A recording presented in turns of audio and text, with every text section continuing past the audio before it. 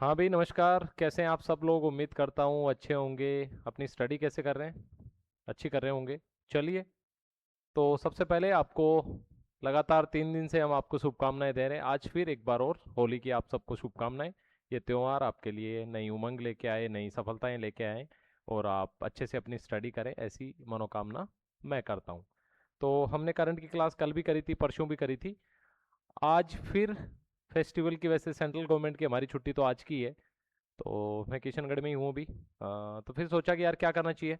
News वगैरह देखी तो कोई न्यूज़ हुई नहीं, क्योंकि एक्चुअली कल न्यूज़पेपर छपा नहीं, तो उस हिसाब से कुछ इंपॉर्टेंट न्यूज़ थी नहीं। तो हमने बात सोचा कि अब क्या करना चाहिए।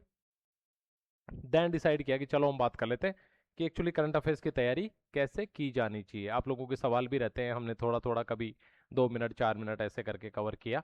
बट आज 10-15 मिनट में हम अच्छे से आराम से डिटेल में समझ लेते हैं कि हमें करंट अफेयर्स की तैयारी कैसे करनी है। ठीक है, तो चलिए अपन थोड़ा सा इसको देख लेते हैं, है ना।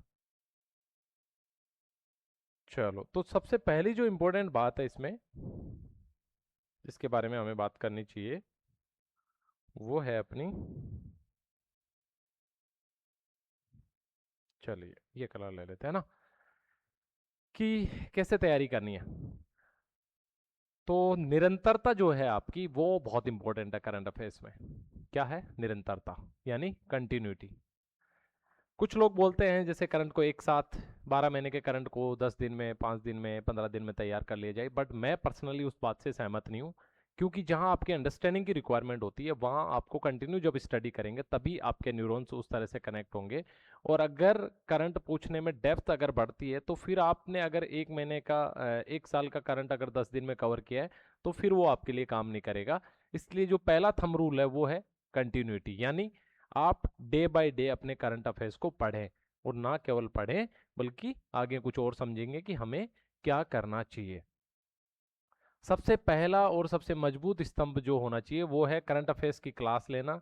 और हर दिन एक निश्चित समय पर आप करंट पढ़ें, यानी कि दिन में एक बार स्पेसिफिक आप करंट अफेयर्स के बारे में पढ़ें। उससे क्या है, आपकी डेप्थ जो है सब्जेक्ट की वो विकसित होती है। कैसे होती है मैं आपको बताता हूं। जैसे फॉर एग्जांपल आपने 1 महीने बाद में ईरान और अमेरिका की लड़ाई को एक साथ पढ़ा, तो आपको समझ नहीं आएगा चीजें कैसे डेवलप हुई होगी। लेकिन आप धीरे धीरे डे बाय डे पढ़ेंगे। जैसे पहले दिन आपने पढ़ा कि अमेरिका और इसराइल ने मिलकर ईरान पे आक्रमण किया, और उनके जो सबसे बड़े सुप्रीम लीडर थे खमनोई, उनकी असेसिनेशन यानी कि उनको एलिमिनेट कर दिया, ये बात पढ़ी। फिर अगले दिन की ईरान ने रिटालिएट किया, किस किस पे किया, कि भाई सऊदी अरब पे किया, यूएई पे किया, बहरीन पे किया, कतर पे किया। फिर समझ आएगा क्यों किया। क्योंकि अमेरिका के उन देशों में बेस थे, यानी कि उनके सैन्य बेस थे, इस वजह से उन देशों पे उन्होंने अटैक किया। तो जब आप इस चीज को एक साथ पढ़ोगे तो आप डाइजेस्ट नहीं कर पाओगे, जबकि अगर आप डेली पढ़ोगे तो आपकी अंडरस्टैंडिंग धीरे धीरे विकसित होती जाएगी। और आपको एग्जाम पे, एक तो एग्जाम जब नजदीक आएगा तो आप पे प्रेशर कम होगा। करंट अफेयर्स को कवर करने का एक प्रेशर अलग सा ही जब लास्ट के 1-2 महीने बचते हैं तो एग्जाम में हो जाता है, और फिर आप अच्छे से नहीं कर पाते। सबसे पहली नियमितता, जो कि हमने बहुत ऊपर भी बात करी, कि कंटिन्यूटी रखनी है, यानी कि डेली करंट अफेयर्स को पढ़ना। और डेली पढ़ने के लिए आपके लिए या तो एक ऑप्शन है कि आप न्यूज़पेपर पढ़ें, आप जो भी इंपॉर्टेंट जो साइट्स है, पीआईबीज है या सोजस मैगजीन है, वो सब साइट्स पढ़ें, और न्यूज़पेपर भी 2-3 पढ़ें।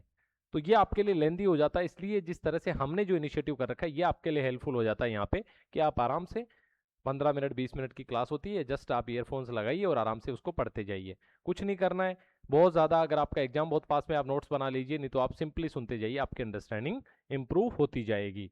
आगे गहरी समझ, यानी कि रोजाना पढ़ने से घटनाओं का आपस में संबंध समझ आने लगता है, यानी कि एक इवेंट दूसरे इवेंट से किस प्रकार जुड़ा हुआ है, ये बात आपको समझ आने लगती है। ये फर्क पड़ता है रोजाना करंट अफेयर्स पढ़ने का, जो हमने एग्जाम्पल से भी समझा था।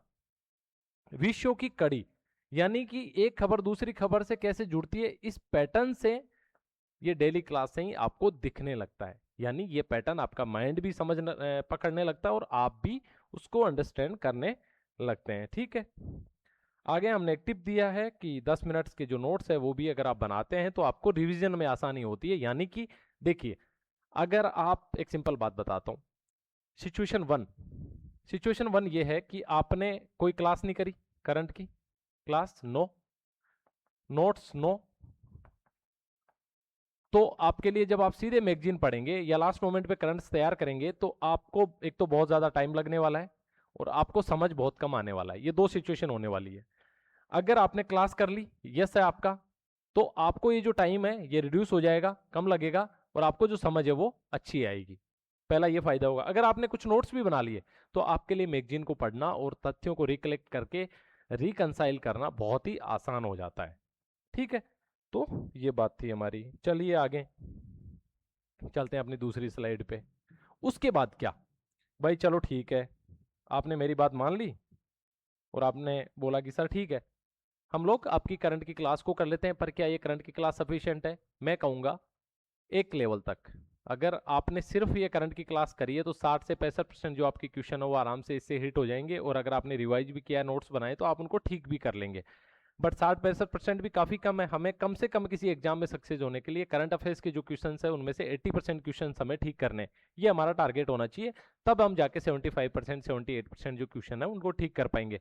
75-78 का मेरा मतलब क्या है कि अगर 20 क्वेश्चन करंट अफेयर्स के पूछे जा रहे हैं तो आप 14 से 15 क्वेश्चन जो है करंट के ठीक करें। ये मेरा पर्पज है और यही किसी एग्जाम में आपको सफलता दिला सकता है, राइट। चलिए आगे। फिर क्या आपका काम आता है? मान लो आपने करंट की क्लास भी कर ली और आपने नोट्स भी बना लिए, ठीक है, जो इंपॉर्टेंट चीजें आपको लगी वो आपने नोट्स भी बना ली। उसके बाद आपका काम आता है मैगजीन को पढ़ने का, यानी मैगजीन आपको पढ़नी है। कोई भी जो स्टैंडर्ड मैगजीन आप सबको पता है जो मार्केट में अवेलेबल होती है, आप उसको मंथली मैगजीन को पढ़ लीजिए और लास्ट मोमेंट पे आप उसका रिवीजन कर लीजिए। तो आपका ये दूसरा बड़ा जो कदम है, दूसरा बड़ा जो काम है वो हो जाता है। इसमें क्या होता है, मैगजीन पूरे महीने की घटनाओं को संक्षेप में और विश्लेषण के साथ प्रस्तुत करती है। देखिए लिमिटेशन क्लास की ये है कि हम बहुत ज़्यादा तथ्य नहीं दे सकते, हमने स्लाइड्स में पढ़ाना है तो हम लिमिटेड चीज़ों के बारे में बात करते हैं। बट मैगजीन में ये आज़ादी है कि वो आराम से घटनाओं को पूरे विस्तार में दे देती है। साथ में एक और फायदा है, जब हम करंट अफेयर्स आप पढ़ते हो तो आपको ये समझ आ जाता है कौन सी खबर इंपॉर्टेंट है कौन सी नहीं है। तो मैगजीन पढ़ते टाइम भी बहुत सारा मैगजीन में 30 से 40% डाटा ऐसा होता है जो कि बहुत इंपॉर्टेंट नहीं होता, उसको आप एलिमिनेट कर सकते हैं। ये कैपेसिटी भी आप में तभी विकसित होगी जब आप करंट अफेयर्स की ये क्लास करेंगे। ओके, और आगे जो तीसरा सबसे जरूरी कदम है वो है नियमित रिवीजन। देखिए रिवीजन तो किसी भी एग्जाम में सफलता की किए हो, चाहे आपका स्टैटिक हो चाहे आपका करंट हो, आपको रिवीजन करना ही पड़ेगा। और जब आप बेस्ट वे में रिवीजन करेंगे तभी आपको एक्चुअल एग्जाम में फायदा मिलेगा। ठीक है, मैगजीन क्यों पढ़ें? उसके पीछे एक तो पूरे महीने का जो सारांश है वो एक जगह पे मिल जाता है, और विश्लेषणात्मक जो लेख होते हैं, हालांकि इस तरह की मैगजीन में ये तो नहीं होते हैं, बट आपको फिर भी ये फायदा मिलता है। और आरएएस के पर्सपेक्टिव से बात करें तो प्रीलिम्स और मेंस दोनों में मैगजीन हेल्प करती है। और हमारा जो पैटर्न रहता है पढ़ाने का वो भी आरएएस प्री और मेंस के साथ में जितने भी वनडे एग्जाम्स हैं उन सबको कवर करता है हमारा ये इनिशिएटिव। ठीक है, आगे बात करते हैं कि रिवीजन कैसे करें।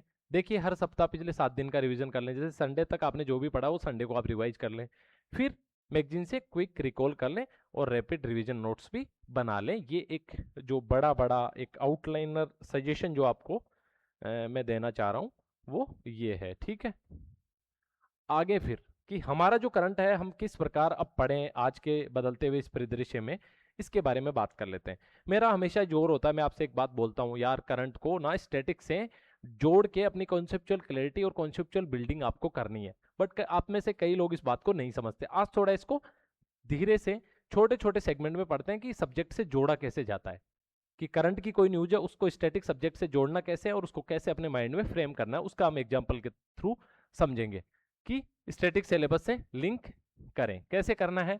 ये एक महत्वपूर्ण स्किल है, आप में एक महत्वपूर्ण कौशल है जो हम डेवलप करने की कोशिश करें हमारे इस करंट अफेयर्स के इनिशिएटिव के द्वारा। ये क्या करता है, आपको बाकी उम्मीदवारों से अलग बनाता है।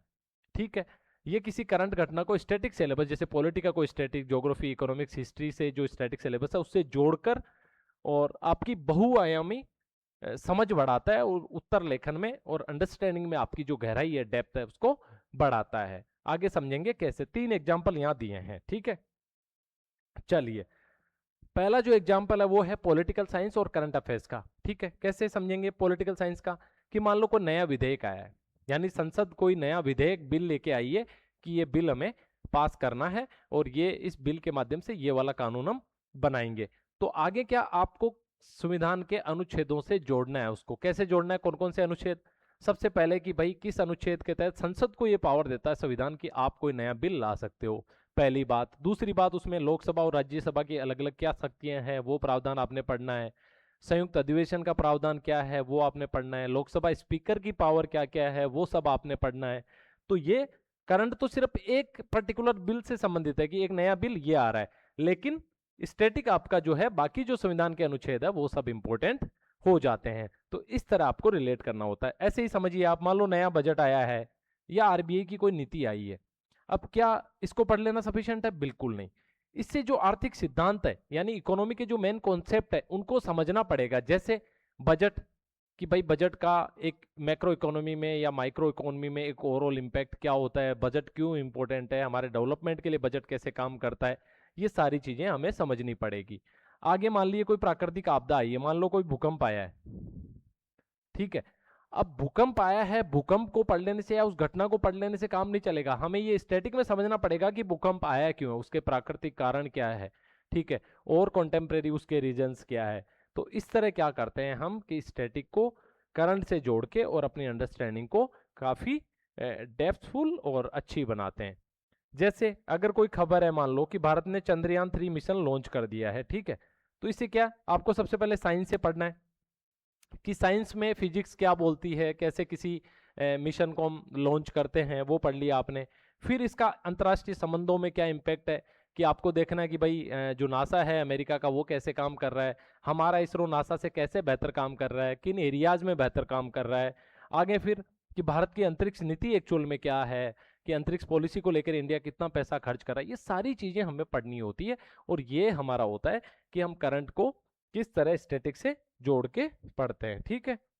तो चलिए उसके बाद हमारी जो संपूर्ण जो रोड मैप है उसका एक क्विक रिवीजन, जो हमने बातें करी है अब तक उनके बारे में, कि भाई ये एक निरंतर प्रक्रिया है, परीक्षा तक मजबूत बनाए रखेगी और हर चरण में अगले चरण को प्रभावी बनाती है। कैसे?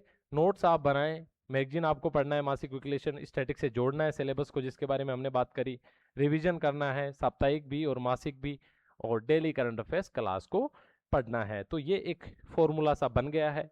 उम्मीद करता हूं आपको सारी बातें समझ आई होगी कि कैसे करंट अफेयर्स क्यों इंपॉर्टेंट है, कैसे आपको पढ़ना और कैसे आपकी ओवरऑल तैयारी में एक इम्पैक्ट क्रिएट करेगा जो बाकी एस्पिरेंट से आपको 20% आगे कैसे लेके जाएगा, ये बहुत इंपॉर्टेंट है। तो आज भी जो भी फेस्टिव मोड में है आराम से अपने फेस्टिवल को एंजॉय कीजिए। आप सबको एक बार फिर होली के इस पावन त्यौहार की हार्दिक शुभकामनाएं। उम्मीद करता हूं आप अपने स्वास्थ्य का ध्यान रखेंगे, अच्छे से अपनी स्टडी करेंगे और अपनी कामयाबी सुनिश्चित करेंगे। जय हिंद।